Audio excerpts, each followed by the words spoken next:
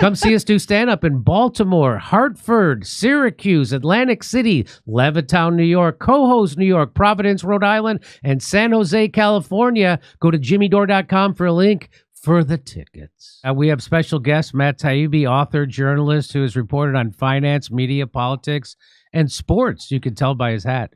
A former contributing editor for Rolling Stone, which is a fine publication. He is the author of several best-selling, it was at that time. He's the author of several best-selling books, including Insane Clown President, I Can't Breathe, and Hate Inc. His newsletter, Racket News, currently boasts hundreds of thousands of subscribers on Substack, and he also co-hosts the America This Week podcast with novelist Walter Kern. Welcome back to the show, Matt Taibbi. Thanks for having me, Jimmy. Always good to talk to you. So now, by the way, I watch your podcast. It's I'm jealous because you guys just talk. You just get to talk about what you're thinking about. Like I have to prepare. That's all we do it for. It's not a commercial enterprise. It's just like hanging out. But it's interesting. It's a great podcast. It's fun. Thank you. And Walter Kern. Anyway, we'll talk about it some other time. But it's a fun podcast. So I wanted to ask you. So, the biggest thing you've done recently is the Twitter files, and you revealed almost a systemic amount of censorship in the United States, that the commingling of the government and NGOs, non-government organizations, and some of the leading universities in the United States coming together, and of course fake organizations, so you took a lot of heat for doing that, for people that became very politicized immediately, and you were branded a right winger for doing that. Of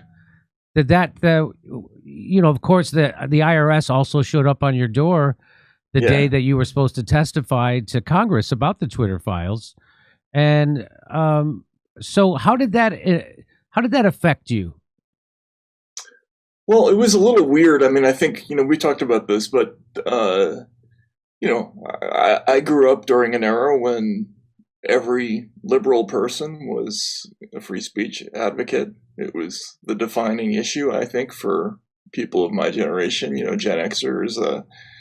Every cultural entertainment that was about politics seemed to be about that issue, from the People versus Larry Flint to Mapplethorpe to NWA, all those issues. And then, I get in on one of the biggest free speech stories really in our history, and I'm condemned by everybody who used to be a political ally for exposing this stuff. And of course, it wasn't like a great investigative journalism. I was basically handed the story, but it I had to figure it out at least. And then, there were years and years afterward where the Twitter files stuff forced us to figure out some other things, including how intertwined the United States was with European speech laws that were significantly more repressive than our own. And even that was totally unwelcome. I mean, as you say, I got branded a right winger for even bringing that stuff up, and now that's become another an issue because of J.D. Vance's speech in Europe. It's just fascinating to watch. There's been a complete reversal on this issue. Well, the most fascinating thing to me about the reaction to your Twitter files and the J.D. Vance speech is, and I don't know, everybody who watches this show saw the 60 Minutes episode about how bad the censorship is in Germany, and they're all giggling over it, including the reporter from 60 Minutes. And what they're there's that old saying, I think Nietzsche said it, be careful when you stare into the abyss, because the abyss will stare back into you. When fighting monsters, make sure you don't become a monster. And they've become the monster that they think they're fighting. So the whole point of their restrictive free speech laws in Germany is so they could stop people from committing acts of right-wing extremism. But the people who are doing that kind of censorship and supposed to be protecting people from right-wing extremism are actually censoring. So the laws that were written for Nazis, the Nazis are now cheering on because they're being used against pro-Palestinian protesters. And so they're doing that. At the same time, they're nullifying elections. And then at the same time, they're funding legit Nazis in Ukraine. So there's nothing, I hate to even call it far right, because the people who are right wing are offended by that when you say that those things they're just fascist, right? They're fascist and authoritarian, and the irony is lost on everyone. And I'm constantly scratching my head. I keep waiting for the day when I'm going to get over this, that all my old Hollywood friends became the thing they claim to be fighting. And do you think they'll ever wake up? Do you think that Europe will ever realize this? I did a European tour last year, and we were actually in Berlin and sold out, not a big deal. But the people there are just as upset. The people I met are just as upset with the censorship as you and I are. Do you think that as a whole, the people will ever wake up to this? I mean, I hope so, but I would have thought that 60 Minutes piece would have been a moment of awakening for sort of upscale American liberals. Just the optics of that show were so incredible. When you have 6 armed policemen, not even knocking on the door. I mean, they were rushing into people's homes because they had written memes that were offensive.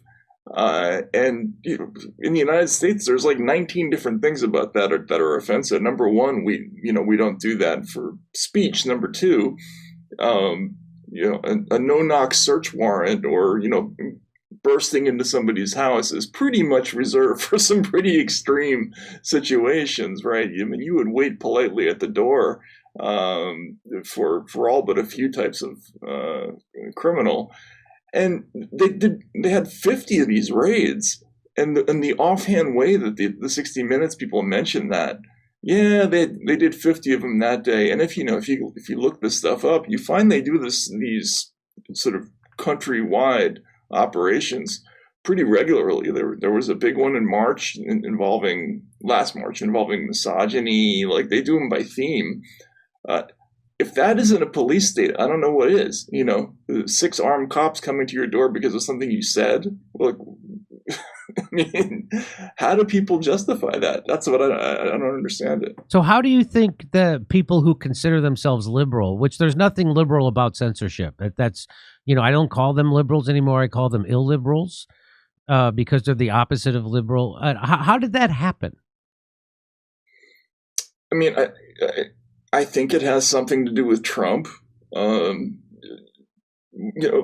when we did the Twitter files, we started with figuring out what it was, right? And then we had to work back in time and try to figure out, well, why did this happen? Why did this start? And when did it start? And we got a pretty good idea of the time frame of when these programs started to become very well funded. And that was sort of in the middle of the 2010s. And if you can see there's circumstantial evidence that it's tied to Brexit and to Trump's election. There are some other incidents in Europe that preceded those that were obviously alarming to European authorities. There were a number of terrorist attacks. For instance, you might remember the thing in Nice with the truck attack. Yeah. There was the mass rifle shooting in Paris. That prompted a lot of people to say, well, we have to crack down on these platforms.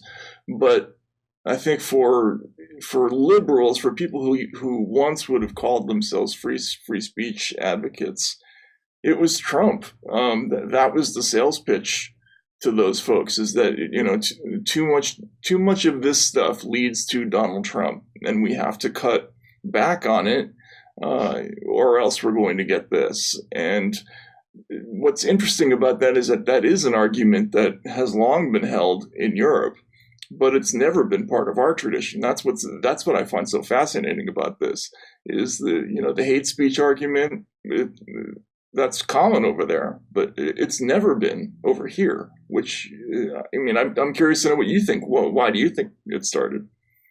Yeah, I think what happened was exactly those two things: Donald Trump's election and Brexit.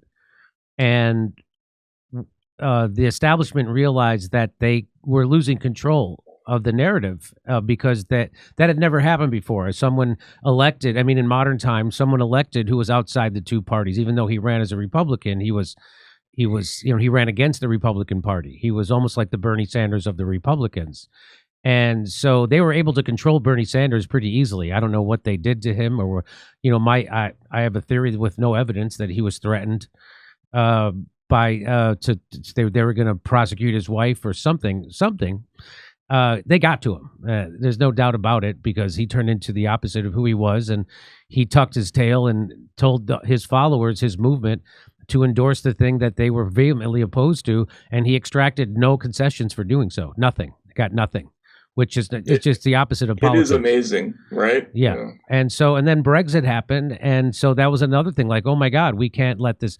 And so then there became this censorship complex that you've just talked about, written about, and it comes from the top down. It comes from the deep state.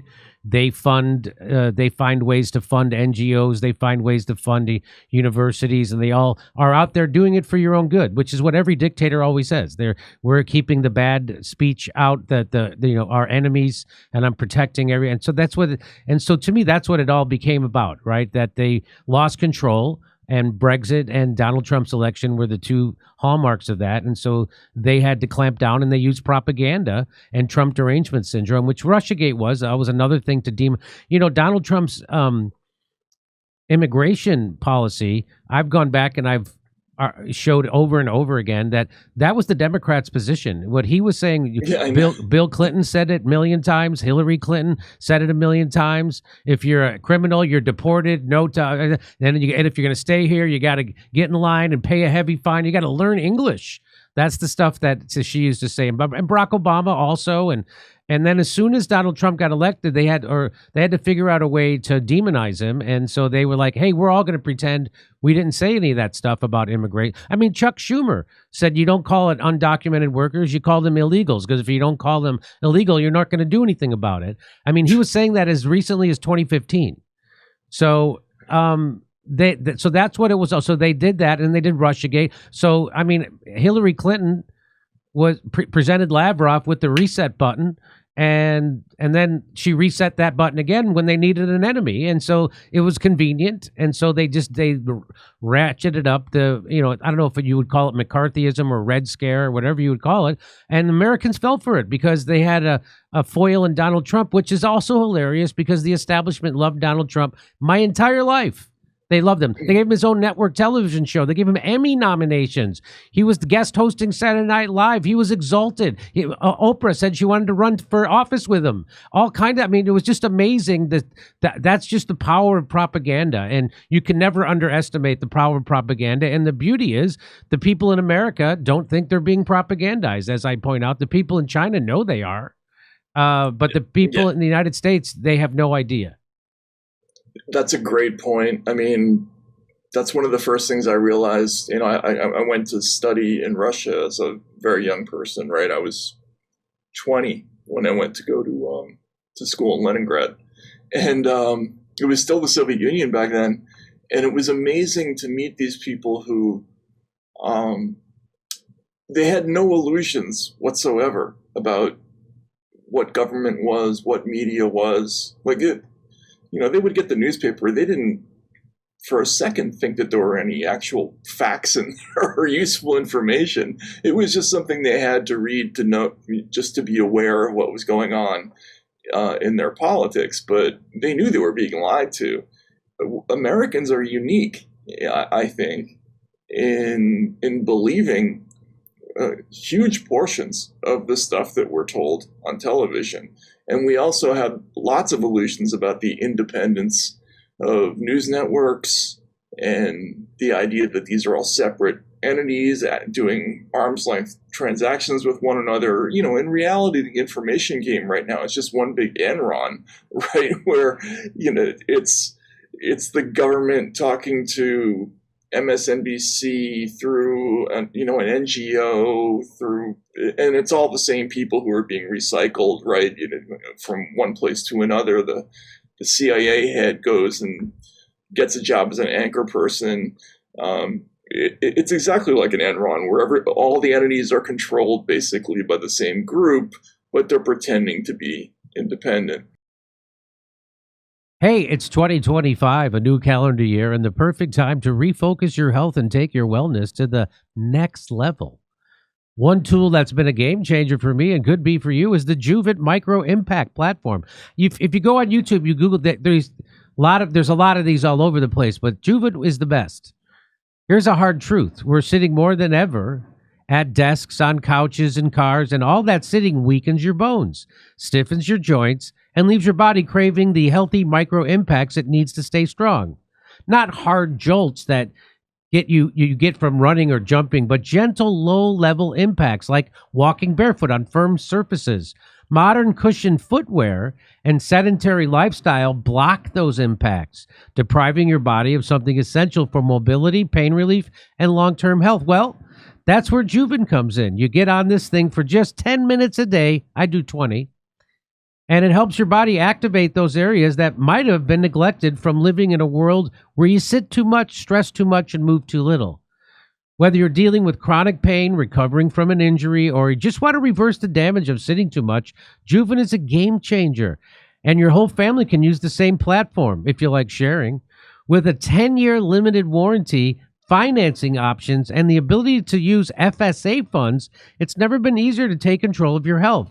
Visit juvent.com/Dore, that's D-O-R-E, and use the code DORE, D-O-R-E, for $500 off.